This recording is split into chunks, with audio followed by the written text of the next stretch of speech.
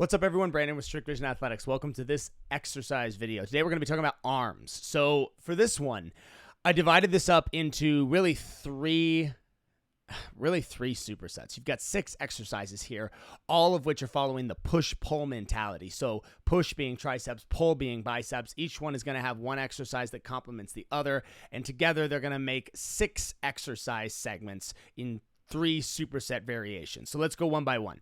So traditional Zottman curls are going to be done supinate position, curling up to the top, rotate, pronate, going down to the bottom. With swimmers, it's a little bit different. It's more like an arm wrestling motion. You're kind of taking the curl up and over, extending the range of motion out. With the Zottman curls, your elbows are very tucked into your side. They're not really going to move. By doing that big range of motion, I find that it actually hits a little bit of the shoulders and the forearms a little bit more. It's a very nice exercise that does a lot more than just peak your bicep contraction. It really does work your entire arm.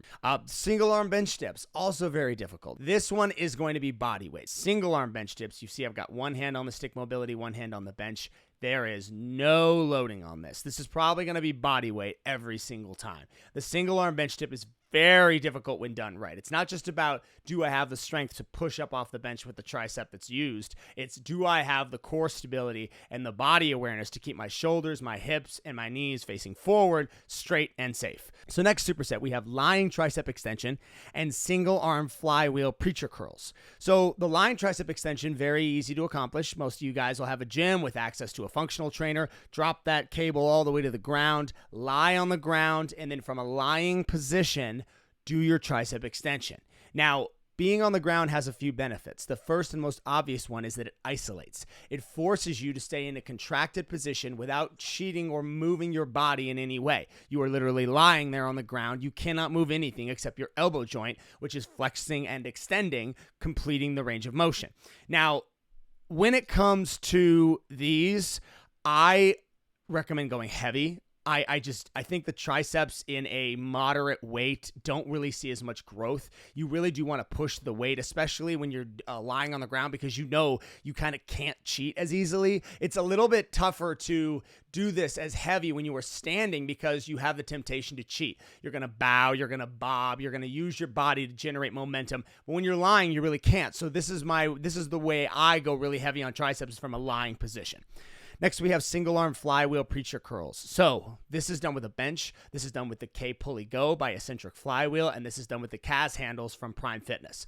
Altogether, that makes one hell of a preacher curl. The flywheel technology I love. I'm a huge fan of flywheel because it doesn't just stay with a static weight the entire time.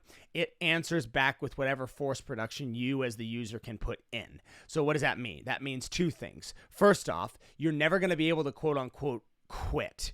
If you've got a rep range of 10 and your goal is to pull as hard as you can every time, that machine is going to answer you with however much force you put in. So if at rep 8, at rep 9, at rep 10, you start to lose that power, but you're still able to maybe just inch it up, the machine is not going to jerk you back with the same force it did on reps 1 through 7. No, it's going to gently pull you back, which forces you then to hit that hypertrophy, to hit those forced repetitions. I love flywheel for that. And I also love the variability of the flywheels.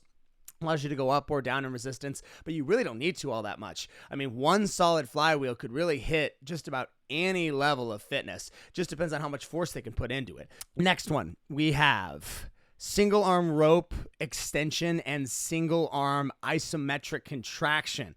So I've been getting into co-contraction quite a bit. I like it for the CNS benefits that it has. You know, your central nervous system and the connection of your brain to body is something that I find a lot of athletes are lacking, even high-level athletes. High-level athletes with very impressive multi-joint movements. Oftentimes, if it comes to opposing movement patterns with resistance loaded, they don't have the mental fortitude, or more so, they don't have the mental connection to their body to properly implement them. So in the case of this is a single arm rope tricep extension. So in one hand, I have the rope. In the other hand, I have my arm on an isometric hold for a curl. So I'm doing both tricep and bicep, one in one hand, one in the other. This is a very, very good way for me to work on younger athletes, people who don't really have, they haven't developed that mind to body connection as well. This is a very low invasive way for me to start to introduce this sort of thing to them so that they can work in different planes of motion or different contractions simultaneously. Somebody who wants to push something down and pull something up at the same time, that's totally opposite. But this exercise and exercises like it will help develop the brain pattern to be able to do something like that efficiently. So that's the workout, guys. Hope you enjoy.